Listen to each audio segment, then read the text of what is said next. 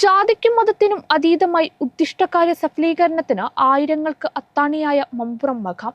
ആത്മീയതയും പോരാട്ടവീര്യവും ഒന്നുചേർന്ന 1000 കഥകൾ പറയാനുണ്ട് നൂറ്റാണ്ട് പഴക്കമുള്ള മമ്പുറം മഖാമിന്. റമദാൻ വ്രതം കൂടി ആരംഭിച്ചതോടെ മമ്പുറത്ത് പ്രാർത്ഥിക്കാനെത്തുന്നവരുടെ എണ്ണവും വർദ്ധിച്ചു. ചെറിയ വില, വലിയ സെലക്ഷൻ.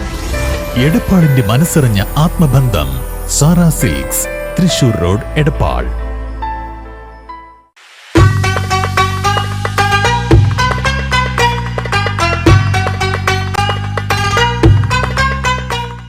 കേരളത്തിലെ വിശിഷ്യ വടക്കൻ മലബാറിലെ ഏറ്റവും പ്രശസ്തമായ തീർത്ഥാടന കേന്ദ്രമാണ് മമ്പുറം മഖാം. 1700കളിൽ നിർമ്മിക്കപ്പെട്ട് ഇന്നും പഴമ കാത്തു സൂക്ഷിക്കുന്ന മമ്പുറം മഖാമിന് ഒട്ടേറെ ചരിത്രങ്ങൾ പറയാനുണ്ട്. 1700കളുടെ മധ്യത്തിൽ മതപ്രബോധനത്തിന് യമനിൽ നിന്ന് കേരളത്തിലെത്തിയ അലവി തങ്ങളിലാണ് മമ്പുറം മഖാമിന്റെ ചരിത്രം കേന്ദ്രീകരിക്കുന്നത്. 1753 തന്റെ 17ാം വയസ്സിലാണ് അലവി തങ്ങൾ മമ്പുറത്തെത്തിയത്. വൈകാതെ അദ്ദേഹം ഒരു മമ്പുറംകാരനായി. കേരളത്തിലും മലബാറിലും മതപ്രബോധന രംഗത്തും നവോത്ഥാന രംഗത്തും സാമ്രാജ്യത്വ വിരുദ്ധ പോരാട്ട രംഗത്തും മമ്പുറം തങ്ങൾ പങ്കാളിയായി. മമ്പുറം തങ്ങന്മാർ എന്നറിയപ്പെടുന്ന സാദാത്തുമാരുടെ ഖബറിടമാണ് മഖാം. ദിനം പ്രതി നൂറുകണക്കിന് ആളുകൾ ഇവിടെ പ്രാർത്ഥനയ്ക്കും സന്ദർശനത്തിനുമായി എത്തുന്നുണ്ട്. ഉദ്ദിഷ്ടകാര്യ സഫലീകരണത്തിന് ജാതി മതഭേദമന്യേ ആളുകൾ മമ്പുറം മഖാമിലെത്തും. മമ്പുറം തങ്ങളുണ്ടായിരുന്ന കാലത്ത് ജാതി മതഭേദമന്യേ ആളുകൾ എത്തിയിരുന്നതായി പള്ളിയുടെ ഇന്നത്തെ സംരക്ഷകർ പറയുന്നു. ഇത് കേരളത്തിലെ വിശിഷ്യ മലബാറിലെ ഏറ്റവും പ്രധാനപ്പെട്ട ഒരു തീർത്ഥാടന കേന്ദ്രങ്ങളിൽപ്പെട്ട ഒന്നാണ് മമ്പുറം മഖാം. മമ്പുറം ഉദ്ദേശം 1753 ജനിച്ച് 1844 മരണപ്പെട്ട ഒരു മഹാനായ മനുഷ്യൻ്റെ അന്ത്യവിശ്രമം കൊള്ളുന്ന സ്ഥലത്തെയാണ് മമ്പുറം മഖാം എന്ന് പറയുന്നത്. സയ്യിദ് അലവി മൗലദ് ദബീല എന്ന പേരിൽ അറിയപ്പെട്ട് 17ാമത്തെ വയസ്സിലാണ് അദ്ദേഹം മമ്പുറം എന്ന സ്ഥലത്തേക്ക് യമനിൽ നിന്ന് ഇങ്ങോട്ട് വന്നത്. 17ാമത്തെ വയസ്സിൽ തൻ്റെ അമ്മാവന്മാരായ ഹസൻ ജിഫ്രി, ഷേഖുൽ ജിഫ്രി എന്നിവരോടൊപ്പം വന്ന് കേരളത്തിൽ വന്ന് അദ്ദേഹം സ്ഥിരതാമസമാക്കുകയായിരുന്നു. 1844 അദ്ദേഹം മരണപ്പെടുന്നത് വരെ, വഫാത്താകുന്നത് വരെ മമ്പുറം എന്ന ദേശത്ത് താമസിക്കുകയും മലബാറിലെ അന്നത്തെ സാഹചര്യങ്ങളോട് പൂർണ്ണമായും പൊരുത്തപ്പെടുകയും അതിലോട് ലയിച്ച് അവരിൽ ഒരാളായി ജീവിക്കുകയും ചെയ്ത ഒരു മഹൽ വ്യക്തിയാണ് മമ്പുറം തങ്ങൾ.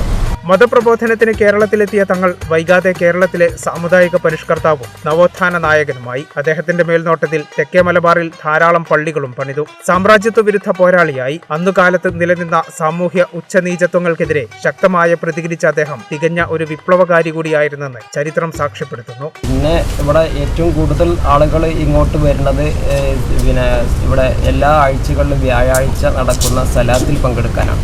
എല്ലാ വ്യാഴാഴ്ചയും മഗ്‌രിബിന് ശേഷം രാത്രി സമയത്ത് ഇവിടെ വെച്ച് നടത്തപ്പെടുന്ന ഒരു പരിപാടിയാണ് സലാത്ത്, മമ്പുറം സലാത്ത് എന്നറിയപ്പെടുന്നത്. ഇത് എല്ലാ വ്യാഴാഴ്ചകളിലും നടക്കും. അത് ഈ കേരളത്തിലെ പ്രത്യേകിച്ച് ഈ മലപ്പുറം, കോഴിക്കോട് ഈ ഭാഗങ്ങളിലൊക്കെ ഉള്ള ധാരാളം പേര് ഈ സലാത്തിൽ പങ്കെടുക്കാനായി എല്ലാ വ്യാഴാഴ്ചകളിലും ഇവിടെ മമ്പുറത്തെത്താറുണ്ട്. ഏറ്റവും കൂടുതൽ മലബാറിൽ, പ്രത്യേകിച്ചും കേരളത്തിൽ ഏറ്റവും കൂടുതൽ പഴക്കമുള്ള ഒരു സലാത്ത് ആണ് മമ്പുറം സലാത്ത് എന്നറിയപ്പെടുന്നത്.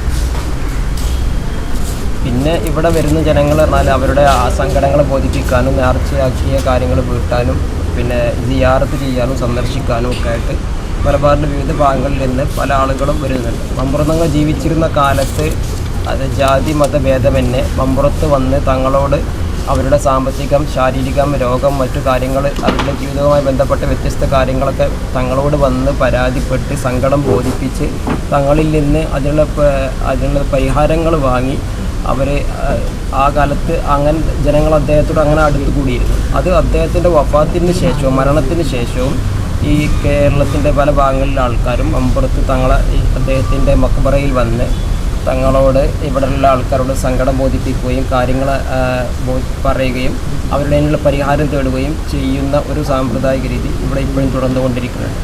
1753 കോഴിക്കോട്ടെത്തിയ അദ്ദേഹം പിന്നീട് മമ്പുറത്ത് സ്ഥിരതാമസക്കാരനായി. 1844 ഒരു മുഹറം 7 അദ്ദേഹം നിര്യാതനായതിന്റെ സ്മരണയിലാണ് വർഷം തോറും മമ്പുറം നേർച്ച നടക്കുന്നത്. നേർച്ചയ്ക്ക് കൊടിയേറ്റിൽ പോലും ഇതര മതസ്ഥരുടെ പങ്കാളിത്തം ശ്രദ്ധേയമാണ്. തങ്ങളുണ്ടായിരുന്ന കാലം മുതലുള്ള ഇതര മത സൗഹാർദ്ദമാണ് ഇതിലൂടെ വെളിവാക്കപ്പെടുന്നത്. വിശ്വാസികൾ നേർച്ചയായി നൽകുന്ന അരി ചെറിയ പാക്കറ്റുകളാക്കി ബർക്കത്തിന്റെ അരിയായി ഇവിടെ വിതരണം ചെയ്യും. വിവിധ ജില്ലകളിൽ നിന്ന് ആളുകൾ നേർച്ചയ്ക്കെത്തുന്നു. എല്ലാ വ്യാഴാഴ്ചകളിലും നടക്കുന്ന മമ്പുറം സ്വലാത്ത് ഏറ്റവും പഴക്കമുള്ള സ്വലാത്താണ്. അലവി തങ്ങൾ താമസിച്ചിരുന്ന മാളിയക്കൽ വീട് മഖാമിന് സമീപത്തായി ഇന്നും പഴമ നിലനിർത്തി സംരക്ഷിക്കപ്പെടുന്നുണ്ട്. ഇവിടെയും ധാരാളം സന്ദർശകരെത്തുന്നു. വിശ്വാസത്തിന്റെ കരുത്തിൽ അധിനിവേശത്തിനെതിരെ നിലകൊണ്ട ഒരു ജനതയുടെ പോരാട്ട വീര്യത്തിന്റെ സ്മാരകം കൂടിയാണ് മമ്പുറം മഖാം. കേരള വിഷൻ, തിരൂരങ്ങാടി.